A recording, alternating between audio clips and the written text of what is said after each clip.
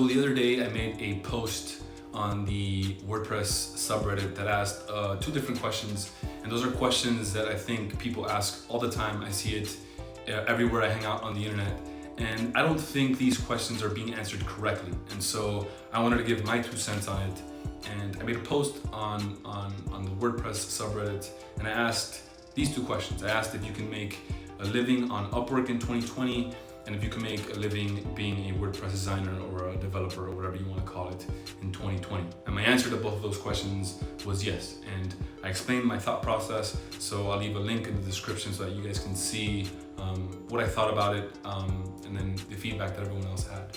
But in that post, I mentioned something that I think caught a lot of people by surprise. I mentioned the study of the game of Upwork, and I mentioned the study of a marketplace. And so I want to use that as a basis to this video, to the 5 tips that I'm going to share with you guys. And I think these are actionable tips. And then if you use that, if you use the tips that I give you, and if you use the idea of a marketplace and studying the game, you will learn different things, little small details that'll help you in the long run. And so with that, I want to give you guys the 5 tips that'll help you get either your first job on Upwork or that'll help you get jobs on a more consistent basis. The first tip I have is to study exactly that, to study the game of Upwork and to study your craft as much as possible. So there are a couple parts to this.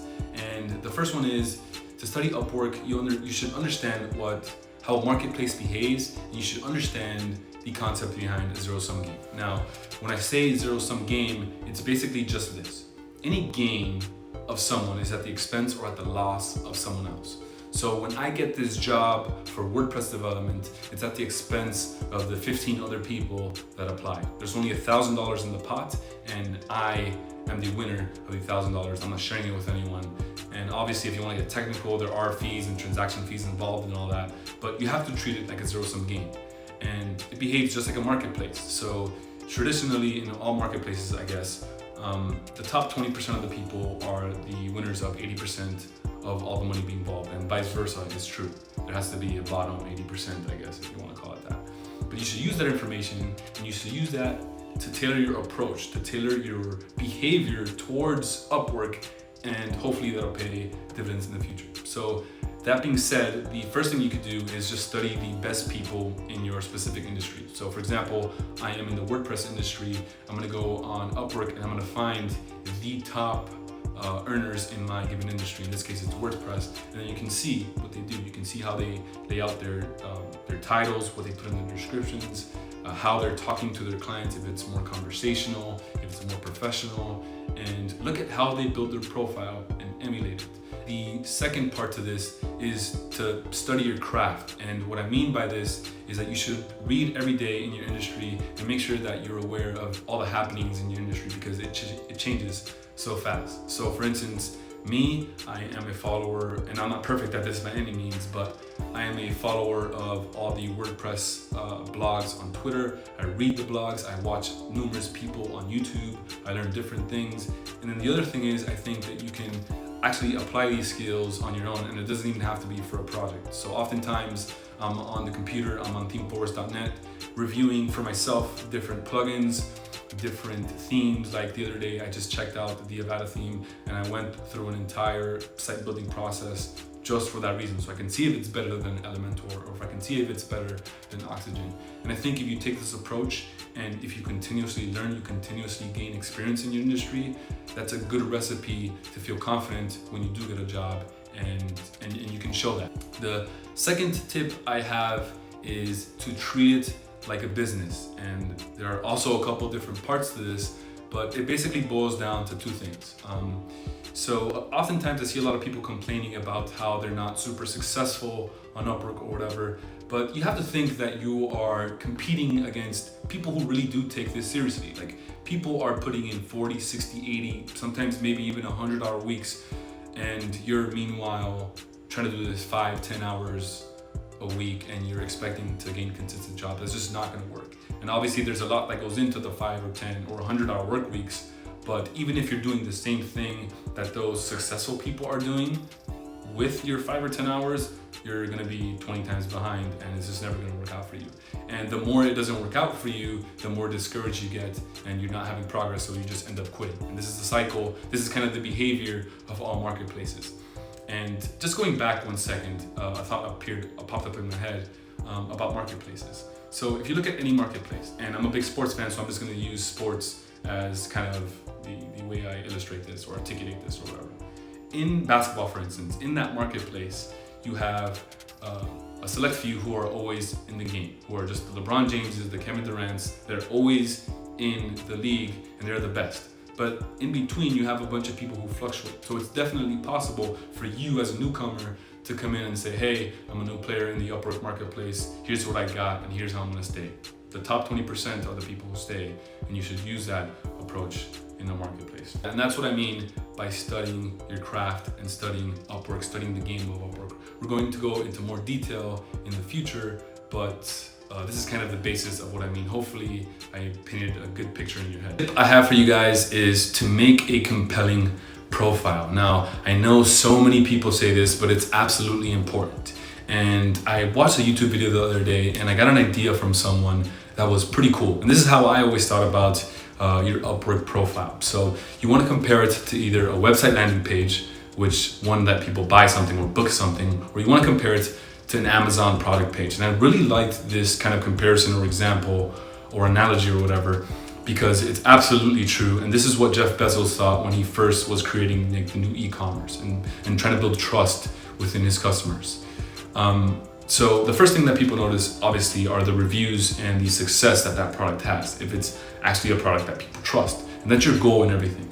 So your reviews in this case are your reviews on Upwork, on your Upwork profile, and your rating is your job success score.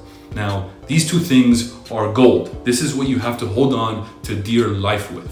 And people kind of get this confused. And I want to bring up the point of positive expected value when I talk about this example. And the reason is because it'll help you in the long run and it'll help you gain more jobs. So let's give an example of one time, or on multiple occasions actually, I've had clients where I've agreed on a $500 project total, or whatever the case is. But they've asked for maybe $1,000, $1,500 worth of work. And my personality is, I know a lot of people may disagree with this, but I am of the belief that you're supposed to, not supposed to, but it benefits you in the long run to go above and beyond that client and obsess over the customer. And it's one that I think people don't give nearly enough thought as it should, is you're supposed to develop a clear bidding strategy. And this all depends on the type of portfolio you have or the portfolio strength that you have.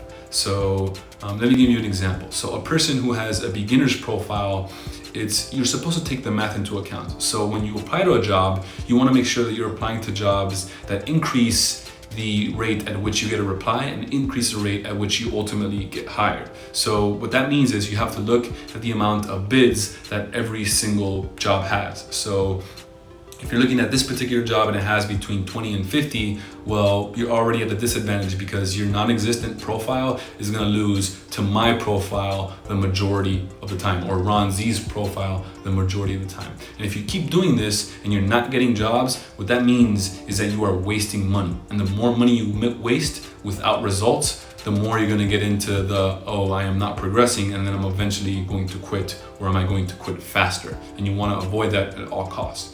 So my tip is to develop a guideline and develop a bidding strategy. So set parameters on exactly the type of job that you want. So in my case, in the beginning, for instance, I only wanted to bid on WordPress development jobs, WordPress theme modifications, and WordPress maintenance jobs.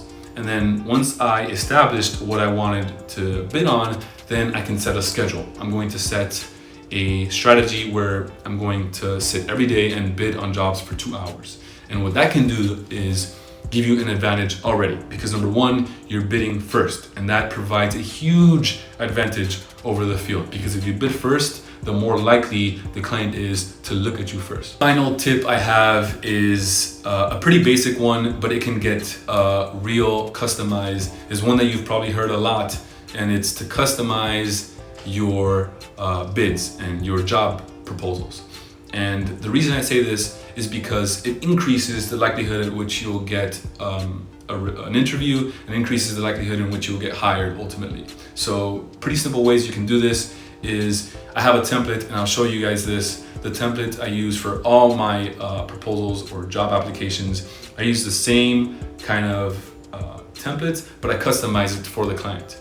And another pro tip, if you get invited into a job as opposed to applying it normally, make sure you use the person who invited you. Make sure you use their name on the bid that you submit to them. And so if you apply all these strategies, I think it can get you in a place where you have a higher chance of continuously getting jobs, and you have a higher chance of getting your first job. So yeah, I hope these are very actionable tips for you guys, and let me know what you guys think in the comments. I'd appreciate a like and a subscribe if you felt it helped you out, and we'll be coming out with more of these. So thanks for watching, and I'll see you in the next one. Peace.